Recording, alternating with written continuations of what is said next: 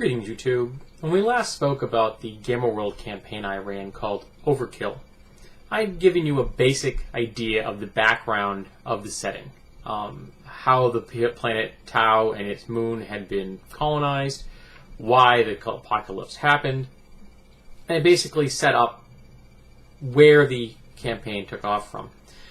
Now, I set the campaign, it's about 1,000 years after the actual apocalypse, completely unrealistic, made absolutely no sense. It should not have taken that long for these people to rebound, but I decided, what the heck, that's how long it took.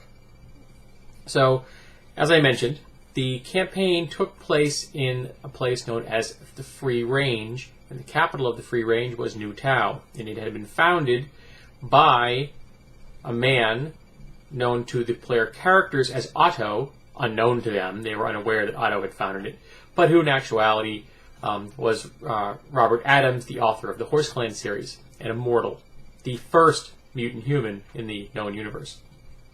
Now, I wanted to give it an apocalyptic feel, but I didn't want an ordinary one. And this was years, decades before the day after Ragnarok happened. And the day after Ragnarok is set in the era just after World War II.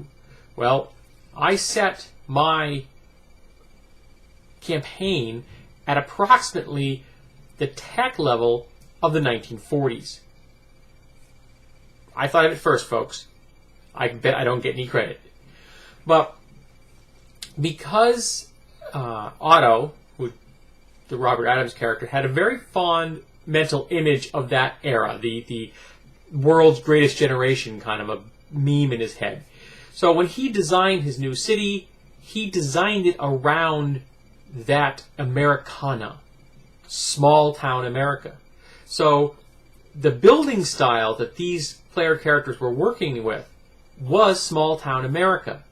The buildings were built in the image of a U.S. city, even though none of them had ever heard of the United States, of Earth, nothing. They weren't aware of the fact that the architectural style around them was based on a place light years away and, almost 2,000 years in the past. But that's what Otto / Robert Adams liked. That's what he instilled in them. So that's what the world looked like.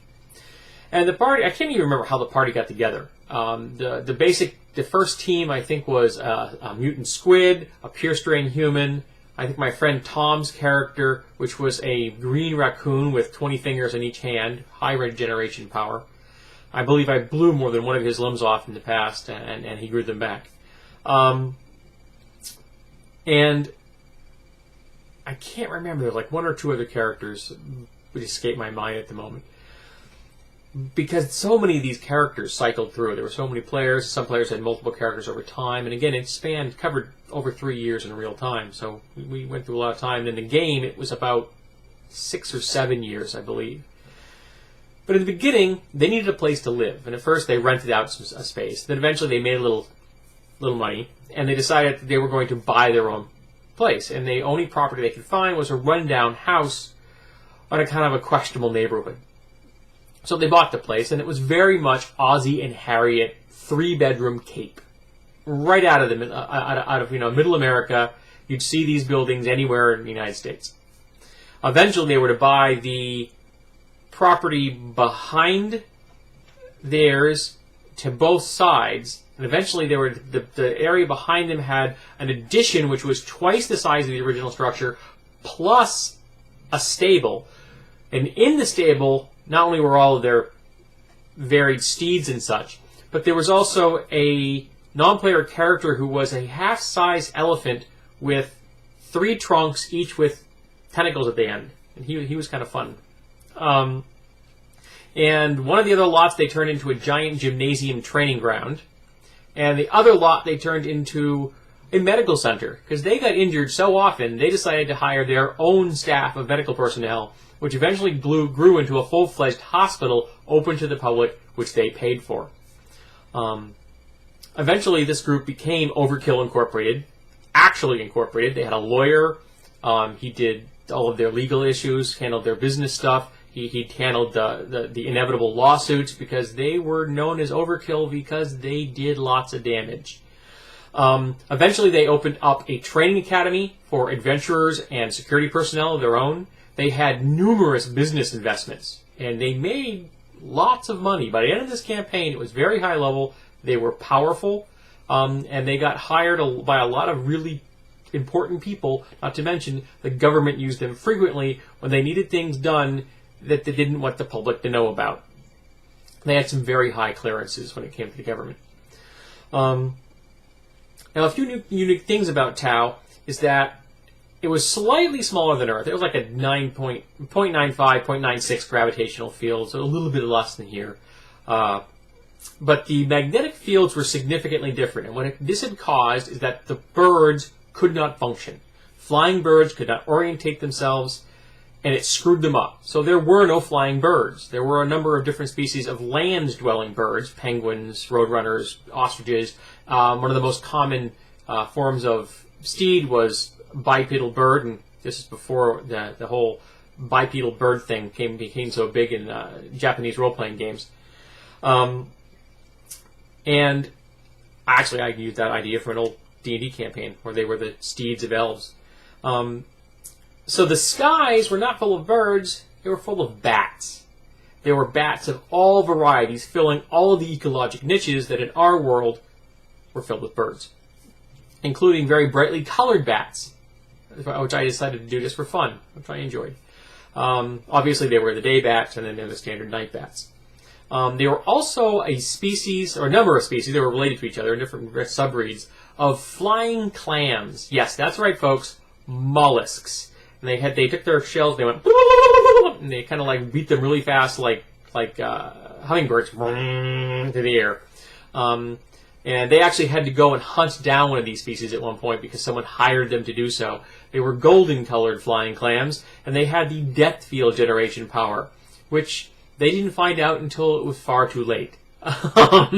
Like I said, this group was known for big kills and lots of danger.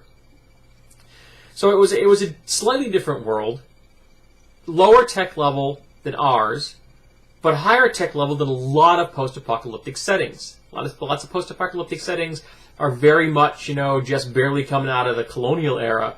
Well, this was basically in 1940s, and of course there were magic items, the magic items being technology. Now, there was no cohesive power grid yet, but they were building one, and a lot of places had their own power supplies from solar and wind things that had been from the pre-death era, and then solar and wind things that had been developed based on pre-death era technology. There was a functioning phone system, but it was not connected to everybody yet. Very quickly, Overkill had at least 2 or 3 lines into there, and like secretaries and everything. There were multiple radio stations. There was one television station. Numerous restaurants ran delivery things, but there was one chain of pizza joints which had based themselves off actual myths and legends of old pizza joints from our era, and they were very popular. There was, functional police and fire departments. It was a real city. It was probably in size and scope, I think it was under 1 million human beings in the New Tau greater metropolitan area, but I don't actually remember exactly. A lot of the notes I had for this were very vague, lists of organizations and stuff, and I will eventually get to those. And yes, that is a cattail in front of my face. But I wanted it to have a certain exotic feel. Now, I used a lot of things from the Teenage Mutant Ninja Turtle game, for example, the Northern Kingdom, which was the ganglands taken from the TMNT after the bomb. It was pretty much a kingdom in name only. Mostly it was warring gangs all trying to control drug trade, because the drug trade came from a place known as Hell, which grew a very particular type of weed, which was far better than marijuana. And it all passed through the Northern Kingdoms. They all took a cut, and it was rather expensive when it got to the free range. In fact, if I'm not incorrect, I actually wrote a poem that dealt with the free range, the drug runners that went through the ganglands to get them to, or tried to go through the ganglands to get them to the free range.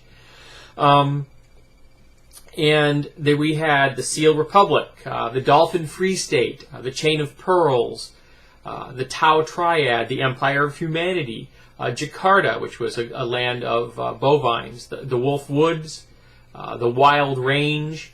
There was New Kennel, which was a vassal state of the Empire of Humanity. Again, ripped right out of the TMNTs after the bomb setting. And the Empire of Humanity had their designs on wiping out all mutant humans. They had to go. And then enslaving all of the animals in the world that they didn't have to wipe out in the process of enslaving all the animals in the world. Most mutant animals were semi-bipedal. There were animals in the world that looked like fairly conventional animals, but had higher levels of intelligence. But they were rarer than these humanoid or semi-humanoid varieties.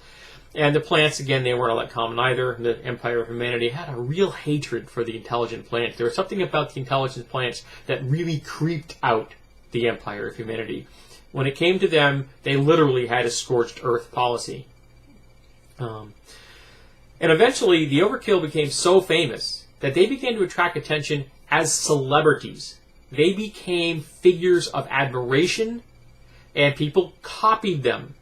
There was an adventuring group known as Kill Ratio that based themselves off of Overkill, but they were slicker. They were more commercial. They were like the Boys to Men band as compared to like Bruce Springsteen and the E String Band, a legitimate band that came up through the ranks, whereas the other one was a corporate manufacturer band. Well, that's the difference here. Overkill was a legitimate adventuring party that became a big corporation, whereas Kill Ratio started off as a slick commercial product to get a piece of the slice of the pie that Overkill had created. But they were still interesting characters in there, and let's see if I can dig up the notes on them. They were kind of, some of the characters were kind of cool. One of which, if I remember correctly, was One-Way Green Magic, which was a plant which had very powerful ability to control other plants, and she had a gas bag, which let her float into the air, but she couldn't control what direction she went in, hence the name One Way. But we had characters in here that were legitimate superheroes, based on actual superheroes. One was called Black, and that was my version of the Batman ripoff. He was a mutant human, but he styled himself after that, Dark Avenger kind of thing. Had numerous run-ins with the group because he skirted the law in a way that they didn't find comfortable, even though they skirted the law all the time. We also had his arch rival. It was a female that used all kinds of laser-type powers, which I don't remember at the moment what her name was. We had a very powerful psychic that was a major NPC in the campaign. And I based her off of Charles Xavier, Dr. X from the X-Men. But I wanted to go one step better. So instead of making her a paraplegic, I made her a complete quadriplegic. She couldn't move anything in her body.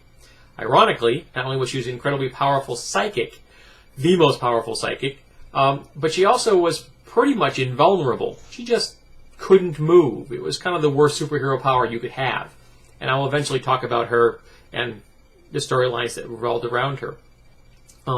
We also had one of my favorite NPCs that I've actually used in more than one campaign, and that was Captain Cupcake. Captain Cupcake was a completely insane mutant human. He was convinced he was a superhero based off of an actual comic book. He had a big CC on his chest, and he wore a costume with a cape. He had a lot of powerful telekinetic abilities, but he thought of himself as a superhero. So when he wanted to move a heavy object, he had to grab it with his hands and lift it because he was super strong. He wasn't super strong. He would fly with a single bound. He pushed himself with the ground telekinetically, but he thought he could fly. And he could create essentially little golems made of telekinetic energy that would then obey his whims. But he couldn't just make these invisible little golems. That wouldn't work for him. He was convinced that the only way his golems would function were if he animated cookie dough. So he would make up these huge vats of cookie dough, put a blob on the ground, like 3 gallons of cookie dough on the ground, animate it, or raise it into life as he saw it, by wrapping it in this telekinetic field. And then he would then use this group of cookie dough people as his loyal troops. He called them the Cookie Commandos. Yes, he was a lot of fun. I used him in a Cyberpunk campaign when he was just an insane full conversion cyborg. And when I introduced him to the group in the Cyberpunk campaign, he had a spatula welded to his forehead. And when I introduced the character in the actual session, I pulled the spatula out from underneath the desk, my table where I had it hidden, and I went, "I am Captain Cupcake!" Great look of confusion on the people's faces. It was well worth it. But back to Gamma World. So I tried to build in a lot of texture in this, with lots of interesting non-player characters, with love interests, with rivalries. And unfortunately, a lot of my notes are spread everywhere. I tried to find my original map this morning. I couldn't find it. I have no idea where it is, unfortunately. And there's a box of notes in the corner over there. I may dig that out and see if it's in there. But I did find a bastardized version of it that my ex-wife had scanned the original and that she changed a few names here and there. So I've kind of re-edited that slightly to kind of make it reflect what I think the map looked like from my memory. So if anybody wants a copy of that, just send an email to my home address, which is on my YouTube page, and I will send you a copy of what I think is the resurrected map. And if I ever find the original map, I'll tell folks. So this is kind of running a little long. So this is the basic world I set them in. Constitutional democracy, kind of Americana feel, but it's still a wild and woolly world. Outside of New Tau, parts of the Free Range are still wild. There are lots of things to rediscover. The world is covered with ruins. There are pockmarks all over the planet from the bombardment they suffered at the hands of the aliens. Biological warfare weapons were used against them and turned entire sections of the planet into no-man land because of the mutations and the plants that suffered from it. And it tinkered with the DNA of life all over the place.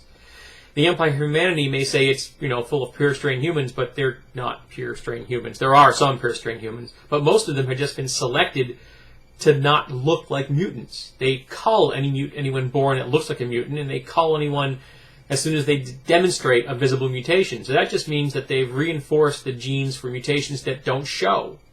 People are just tough. People are just strong, and they're just fast, and they're just lucky. But they're mutants. The number of people in the place that were actually pure strain human was vanishingly small.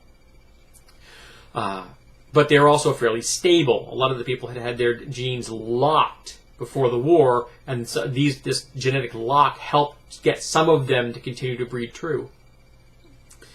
So it was a lot of fun, and this is the basic world that I'm talking about. So I'm probably going to cover some of the organizations and notes that I know I do have, and I'm hopefully this weekend, if I can get it, or hopefully within the next couple of weeks, going to compile all the notes, which are in uncommon format, into a PDF and make it all one document, along with at least one of the player character sheets that I have in my possession that is in digital format.